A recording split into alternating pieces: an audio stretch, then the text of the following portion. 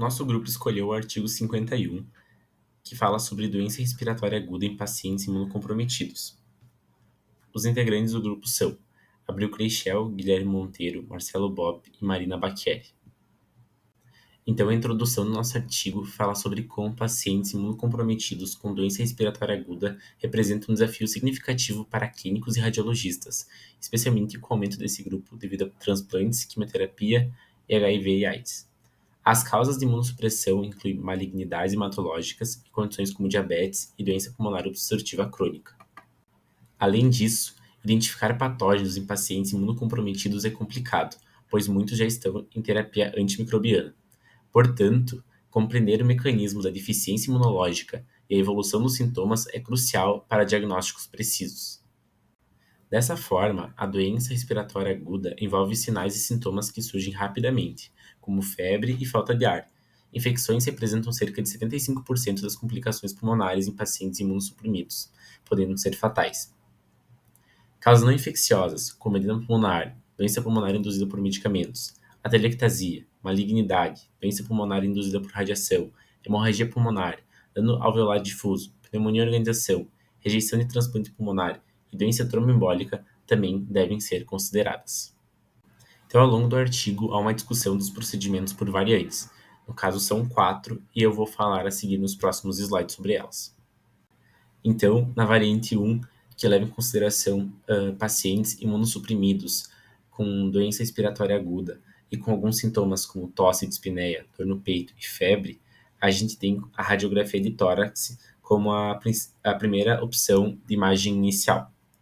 Ela revela a presença e extensão de infecções pulmonares, mas até 10% dos pacientes com a doença comprovada podem apresentar radiografias normais. A utilização dela é ajudar na formulação do diagnóstico diferencial e podem mostrar complicações como empiema ou abscesso. Ela possui algumas limitações, como baixa especificidade para patógenos específicos e baixa sensibilidade para anomalias sutis em pacientes imunocomprometidos.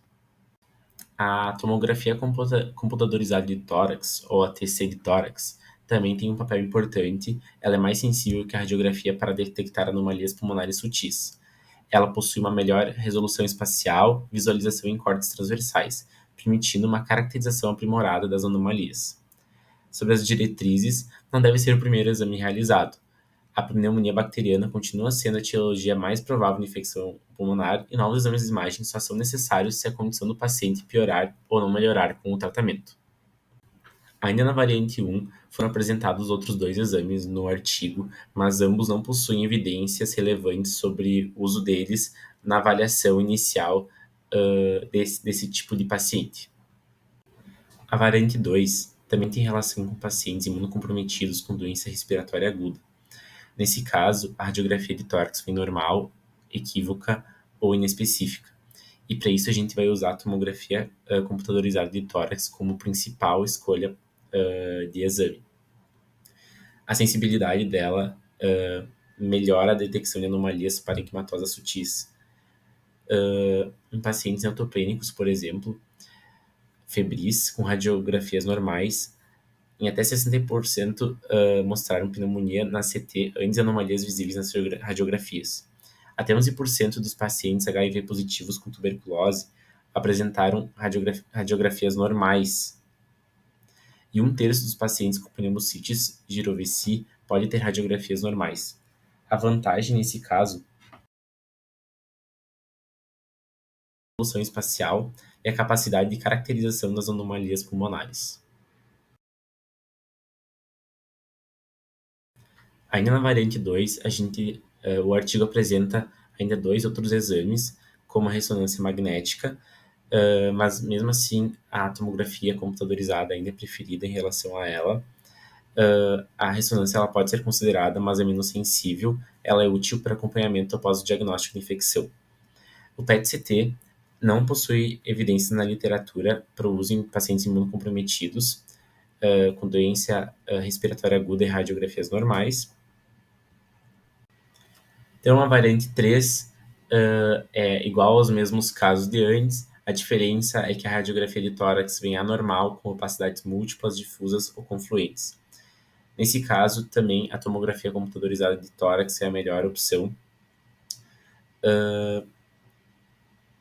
pois fornece uma caracterização aprimorada de anormalidades parenquimatosas pulmonares devido à sua resolução espacial superior e exibição transversal dos achados. Além disso, a TC ela pode revelar complicações infecciosas, como empiema ou abscesso, que podem não ser visíveis na radiografia.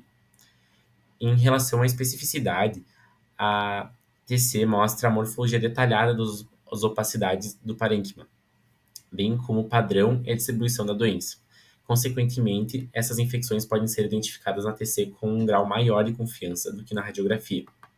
Ainda sobre a variante 3, a ressonância magnética é menos indicada na detecção do que a TC. Ela é utilizada em casos onde o parênquima arejado é substituído por consolidação, nódulos ou massas, e a ressonância pode ser, então, uma alternativa, embora seja menos sensível.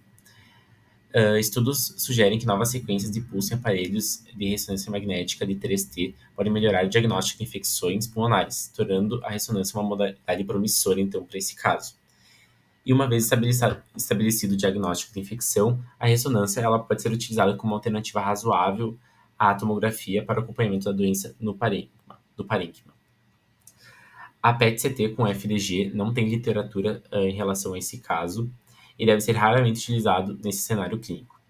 A biópsia por agulha transtorácica guiada por imagem pode ser utilizada na identificação dos organismos específicos que produzem anormalidades parenquimatosas pulmonares. E enquanto a sua especificidade apresenta rendimento maior na detecção de malignidades do que infecções pulmonares. A TC deve ser sempre considerada antes de realizar a biópsia. Na variante 4, há uma radiografia de tórax anormal com suspeita de doença não infecciosa.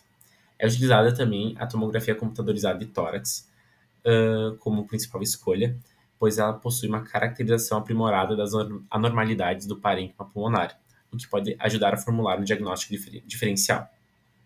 A tomografia ela é mais sensível do que a radiografia na detecção de lesões pulmonares, induzidas por medicamentos também. E as causas não infecciosas de infecção respiratória aguda em hospedeiros imunocomprometidos incluem diversas patologias. Ainda sobre a variante 4, a ressonância magnética não possui literatura também sobre esse grupo específico de pacientes. E sobre o PET-CT, ela é considerada uma opção na avaliação de pacientes imunocomprometidos e é eficaz no diagnóstico e monitoramento de malignidades, como no sarcoma de Kaposi e no linfoma não Hodgkin, além de ajudar no estadiamento e na evolução da resposta ao tratamento de pacientes com desordem linfoproliferativa pós-transplante. A interpretação deve ser cautelosa, devido à possibilidade de alta captação de FDG, infecções pulmonares, o que pode ser confundido com malignidade.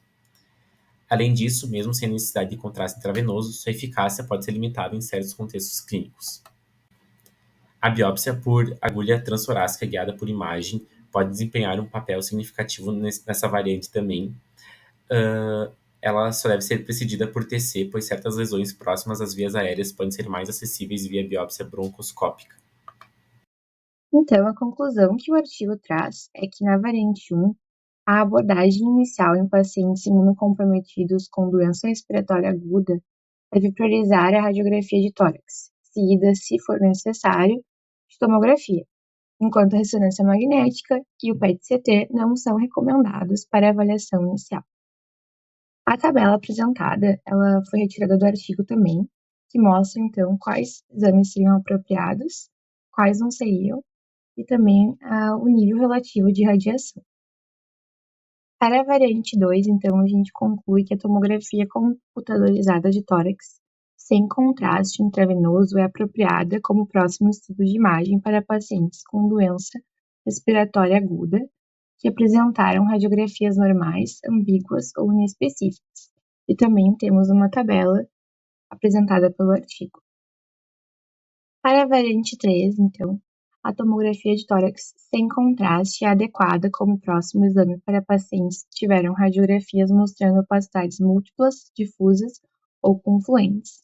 E também temos uma tabela resumindo os resultados. Por fim, a conclusão da variante 4 é que a tomografia de tórax sem contraste é apropriada para pacientes com radiografias anormais, quando se suspeita de doença não infecciosa. Também temos a tabela resumindo os resultados disponibilizados pelo artigo.